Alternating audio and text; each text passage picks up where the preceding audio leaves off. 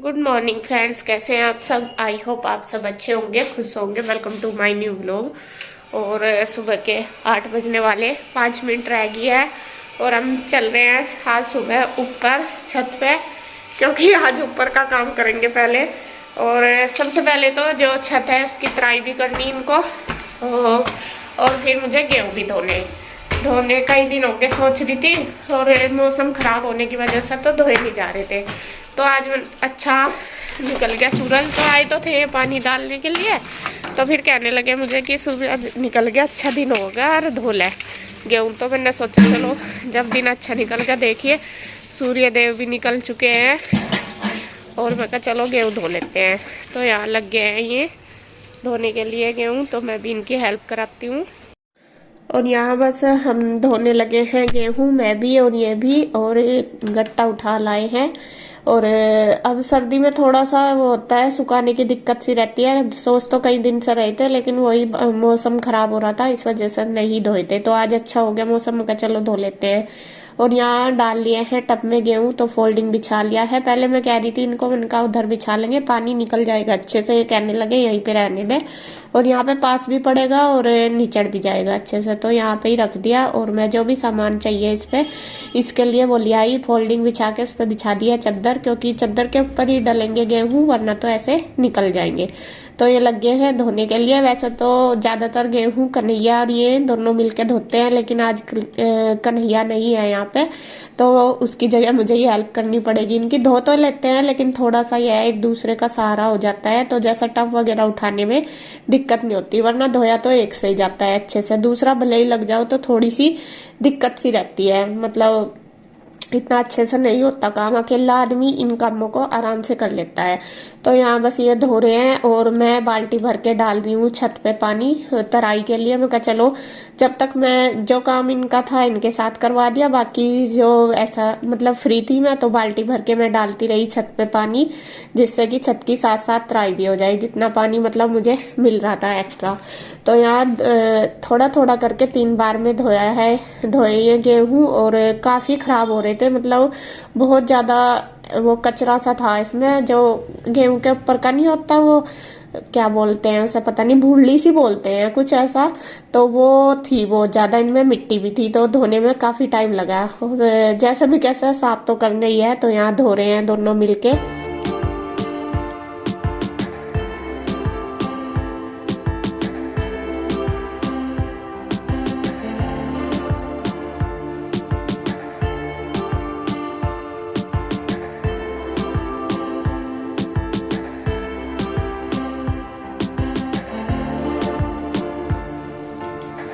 तो गेहूं धुल चुके थे सारे और डाल दिए हैं फोल्डिंग पे। अब उसके बाद थोड़े से इनसे गिर भी गए थे नीचे, जैसा टप धो के डाल रहे थे तब। तो जितने में पाइप गया है पाइप से कर दिया है तराई, बाकी मैंने डाल दिया है बाल्टी से। इन्होंने पाइप से डाल दिया जितना भी जरूरी, मतलब जहां तक गया, क्योंकि पाइप छोटा ही है। और कर दिया छत की भी तराई। तो यहाँ पे दोनों काम हमारे हो गए हैं, गेहूं भी धुल गए और जो छत की तराई करनी थी वो भी होगी। तो अब बस चलते हैं नीचे, यहाँ का निपटा के अब देखते हैं नीचे का।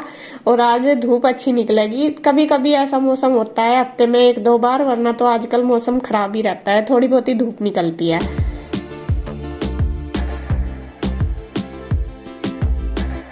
और मैं आ गई हूँ नीचे, और नीचे आके सबसे पहले मैं उठाऊंगी बिस्तरे। बच्चे अभी लेटे हुए थे, गुड्डू उठ गई थी, तो गुड्डू अपना नहाना धोना कर रही है, क्योंकि इनकी चलती है क्लास 9:30 बजे के करीब। 9:30 बजे स्टार्ट हो जाती है दोनों बच्चों की। तो गुड्डू तो उठ गई, मैं यीशु को भी कहती मन का उठ जा। तो यहाँ बिस्तरे वगैरह ऐसे ही पड़े थे हमारे, अभी तक मैंने उठाए नहीं थे, क्योंकि उठने के बाद वो ही अपना योगा वगैरह करने लग रहे थे। फिर उसके बाद हम ऊपर चले गए थे, मैं कहा चलो कर लेते हैं, वरना तो फिर लेट ही हो जाएंगे। और आज सारा काम मुझे अकेली को ही करना है, वो इसलिए क्योंकि आंटी आज नहीं आएगी। आंटी कल बोल के चली गई थी कि मैं नहीं आऊंगी, मैं अपने मायके गई हुई हैं, तो 2-3 दिन लगेंगे शायद उनके आने में। और मैंने सोचा चलो जब मुझे ही झाड़ू पोछा करना है, तो मैं पहले क्लीनिंग का ही काम अपना निपटा लेती हूँ, ये सारा बाद में मैं नहा धो लूंगी, क्योंकि नहाने के बाद पोछा लगाना थोड़ा मुश्किल लगता है। तो ये देखिए बिस्तरे पहले एक कमरे के उठा दिए मैंने, फिर दूसरे में आ गई, यहाँ भी उठा दूंगी। और ईशु को भी मैं कह रही हूँ, मैंने कहा बेटा उठ जा, फिर अपनी क्लास भी करनी है, और टाइम मतलब फिर जल्दी जल्दी हो जाता है सुबह के टाइम जैसा भी होता है। तो ये बिस्तरे मैंने उठा दिए हैं। और जो ये रजाई है बड़ी है, भारी है बहुत, अच्छे से मेरे से किल्ली से इसकी तय नहीं बनती। तो मैं पहले कोशिश करती रही, हुई नहीं, फिर ये आ गए थे, फिर इन्होंने कराई है इसकी तय, मगर तो दोनों ने मिलकर कर दी है। मतलब बड़ी तो है ही लेकिन भारी भी है बहुत, अकेले से संभलती नहीं इतनी अच्छे से, तय नहीं बन पाती। तो मैं रखी आई हूँ ऊपर। और जो टेबल हमारी बिस्तरों के नीचे रखी थी, आप बोल रहे थे रूम में रख दो, वो मैंने ऊपर मोंटी में रख दी। और अब जो भी बिस्तरे हमारे होते हैं तो हम ऊपर मोंटी में ही रखते हैं सब। अब रूम की हो गई है क्लीनिंग बिल्कुल अच्छी तरीके से, बेडशीट वगैरह मैंने झाड़ दी है। अब आ गई है बाहर की बारी, तो यहाँ भी सोफे के कवर वगैरह सारे झाड़ दूंगी। और चाहे कितने भी साफ कर लूँ, लेकिन बच्चे कूद के इन पे कभी कूदते हैं कभी खेलते हैं सारे ही मिलके, तो ऐसे ही कर देते हैं। इतने हम इन पर बैठते नहीं जितने बच्चे इन पर कूदते हैं, बहुत ज्यादा। तो वो सारा ऐसे ही, भले ही एक एक दो दो बार कर देती हूँ मैं दिन में भी इनको सेट, लेकिन फिर भी ऐसे ही हो जाते हैं। तो यहाँ बस जो सोफे के कवर है वो भी झाड़ दिए मैंने। और इनका लैपटॉप जैसे रात को काम कुम करते हैं थोड़ा सा, तो यहीं पे रखा था मैंने, वो दे दिया इनको, मैं कहा ऑफिस में ही रख लो। और बस जो सोफे हैं वो झड़ चुके हैं। अब आ गई है दीवान की बारी। तो ये दीवान की बेडशीट भी मैंने कल ही चेंज करी थी, तो मैं कहा चलो यही बिछा दूंगी आज। वरना तो ये जो बाहर वाली बेडशीट है ये वो गंदी होती है, अंदर वाली इतनी नहीं होती, क्योंकि अंदर अगर बैठते हैं तो मतलब उसमें ही बैठते हैं, क्या बोलते हैं उसको, कंबल में। और बाहर ऐसे ही जैसा खाना भी खाते हैं बैठ के, बच्चे खेल भी लेते हैं तो पढ़ाई भी करते हैं, तो गंदा सा कर देते हैं। तो बाहर वाली बेडशीट जल्दी जल्दी गंदी हो जाती है। और उसके बाद बस फिर मैं लगा दूंगी पूरे घर में झाड़ू। और जब तक मैं झाड़ू पोछा करूंगी, जब तक ये तीनों नहा लेंगे, दोनों बच्चे भी और गुड्डू के पापा भी अपना नहा धो के तैयार हो जाएंगे। और गुड्डू कान्हा जी को भी फिर मिला धुला के तैयार कर देगी, क्योंकि फिर मैं लेट हो जाऊंगी नहाने में, फिर मुझे नाश्ता भी बनाना। वैसे हमारे मतलब पूजा भी ऐसे ही करते हैं, जो पहले नहा लेता है वही पूजा कर लेता है। और जो मतलब मैं या गुड्डू या ईशु कोई सी भी, हम पहले कोई सी भी नहा लेती है, वही हम कान्हा जी को नहला देती हैं। आजकल तो जैसा बच्चों की छुट्टी हो रही, बच्चे लेट ही उठते हैं, तो मैं अपने आप ही करती हूँ कान्हा जी का सारा सुबह के टाइम नहलाना धुलाना। तो अब जैसा ऑनलाइन क्लास है तो थोड़ा जल्दी भी उठ जाते हैं और बच्चे नहा धो के तैयार भी हो जाते हैं। और आज मेरा लेट हो गया सारा काम ही, तो मैंने सोचा चलो गुड्डू ने कर दिया था वो सारा काम। तो यहाँ देखिए झाड़ू लगाने के बाद फिर मैंने पूरे घर में लगा दिया है पोछा। और काफी दिन बाद लगाया, मतलब जब आंटी नहीं होती तभी मैं अपने आप लगाती हूँ। वैसे जैसे फर्श वगैरह धोना हो वो तो मैं उनके साथ धुलवा देती हूँ, बाकी पोछा तो आंटी ही लगाती है रोज जब वो नहीं आती। जब तो खैर जब तक नहीं आएगी, 2 दिन 4 दिन जब तक मैं खुद ही लगाऊंगी। और ऑफिस में भी अब मुझे ही करना पड़ता है, क्योंकि कन्हैया नहीं है। जब कन्हैया होता है तो ऑफिस की सफाई कन्हैया खुद ही करता है, उसके सामने मेरी ये जिम्मेदारी नहीं रहती, उसके ऊपर ही होती है। और उसके जाने के बाद मेरे ऊपर आ जाती है सारी जिम्मेदारी ऑफिस की सफाई की भी, और आंटी के जाने के बाद भी। तो देखिए ऐसा नहीं है कि हम मतलब अकेले काम नहीं कर सकते, थोड़ा सा ये होता है कि दूसरे का सहारा हो जाता है हमें। जैसा आंटी आती है तो उनका सहारा मुझे मिल जाता है, तो थोड़ा काम वो कर लेती है, थोड़ा मैं। ऐसा नहीं है कि हम किसी के बिना, किसी की हेल्प के बिना हम कुछ नहीं कर सकते। और अभी तो खैर आपको बता दूं, 1-1.5 साल से ही मैंने आंटी को रखा है, वरना तो अब तक मैं खुद अकेली ही करती थी काम। और मेरे पास आपको एक और बात बता दूं, जैसा अब तो चलो 2 बच्चे, पहले हमारी जॉइंट फैमिली थी, सब एक साथ रहते थे, मेरे देवर भी मेरे साथ रहते थे, और भी जैसा दुकान पे काम करते थे। जब मेरी शादी हुई थी कम से कम 7 या 8 लड़के हमारे यहाँ पे खाने खाते थे, और उनका सारा खाना मैं खुद बनाती थी, अकेली बर्तन साफ करती थी, अकेली सारा काम करती थी। तो वो ही आदत हो जाती है। तो अब देखो थोड़ा सा एज का भी फर्क पड़ जाता है, और थोड़ा सा अपना वो भी है भाई, बॉडी को भी रिलैक्स चाहिए होता है, और फिर बच्चों के ऊपर भी ध्यान देना पड़ता है, तो उसी हिसाब से थोड़ा अपना काम एडजस्ट करना पड़ता है। तो यहाँ पे फिर उसके बाद मैंने नाश्ता बना दिया था। नाश्ता सिर्फ गुड्डू ने करा था। और आज दिन है सकट का, हमारे यहाँ पे रखते हैं व्रत, तो गुड्डू के पापा का भी व्रत है, मेरा भी। तो मैंने चाय पी ली थी, उनको दे दिया था दूध। तो वो करने के बाद फिर आ गई हूँ मैं किचन में जो बर्तन वगैरह थे मेरे सारे मैंने वो कर दिए हैं, क्योंकि सुबह के टाइम नाश्ते के टाइम ज्यादा हो जाते हैं, बाकी दिन में इतने नहीं होते, तो वो सारे इकट्ठे हो जाते हैं। तो वो मैंने कर दिए हैं, किचन समेट दी सारी, और बस उसके बाद कर दिया है किचन की क्लीनिंग।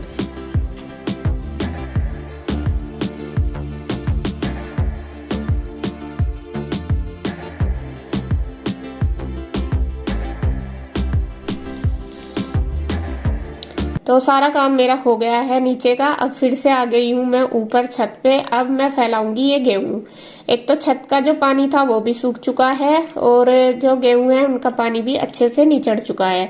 तो यहाँ पे मैंने चद्दर फैलाई डबल करके। एक पहले नीचे एक मोटे वाली चद्दर फैलाई है दरी सी, उसके ऊपर बारीक। अब उसके ऊपर मैं डालूंगी गेहूं, क्योंकि थोड़ी सी जो हमारी छत है वो भी सील सी रही है अभी, मतलब थोड़ी सी लाभ है उसके अंदर। तो मैं कहा जब गेहूं फैलाऊंगी उसके ऊपर ही तो ज्यादा और सील जाएंगे, इतने अच्छे से नहीं सूखेंगे। तो इसलिए मैंने डबल कपड़ा करके डाल दिए और थोड़े थोड़े करके फैला दूंगी। पहले एक डबल बेडशीट डाल ली, उस पे फैला दिए हैं सारे। फिर जो थोड़े बचे हैं, जो जिस भी बेडशीट पे मतलब फोल्डिंग पे पड़े हैं कपड़े, सॉरी क्या गेहूं, वो ऐसे के ऐसे ही डाल के फिर उनको भी सुखा दूंगी।